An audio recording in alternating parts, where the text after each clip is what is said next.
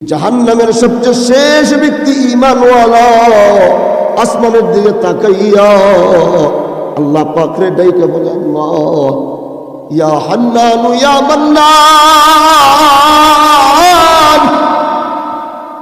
শেষ ব্যক্তি জাহান্নামের মধ্যে ঈমানওয়ালা আল্লাহকে ডাইকে বলে, আল্লাহ ইয়া হান্নান ইয়া মান্নান। ওই ঈমানওয়ালা ব্যক্তির দিলের ভিতরে একটু হইলেও আশা আছে যে আল্লাহ আমাকে একদিন না একদিন এই জাহান্নাম থেকে বের করবেন। ঈমানওয়ালা ব্যক্তির ভিতরে শেষ এই উম্মীদটুকু আছে, আল্লাহ আমারে জীবনে 1000 বছর জাহান্নামের মধ্যে পুরাইয়া আল্লাহ আমারে কোনো না কোনো দিন আমারে জান্নাতের মধ্যে দিবে এই আশা নিয়া ওই ব্যক্তি আরশের দিকে তাকাইয়া বলে, ইয়া হান্নান ইয়া মান্নান। আল্লাহ কয়, জিব্রাইল কে আমারে ডাকে?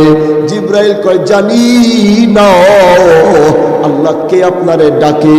আল্লাহ কয়, যাও একটু দেখো না কে ডাকে।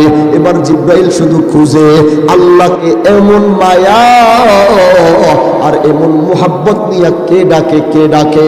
জিব্রাইল এবার সব জায়গা খুঁজা কোথাও পায় না।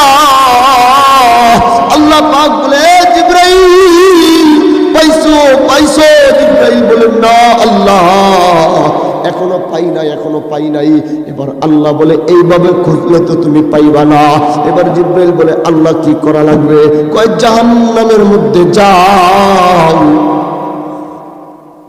এবার জিব্রাইল জাহান্নামের মধ্যে যাইবে।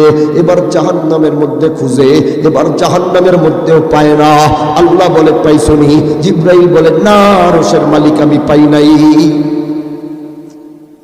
আল্লাহ কয়, এইভাবে খুঁজলেও হবে না, জাহান্নামের তল দেশের মধ্যে যাও। জিব্রাইল এবার জাহান্নামের তল দেশের মধ্যে চইলা যাবে।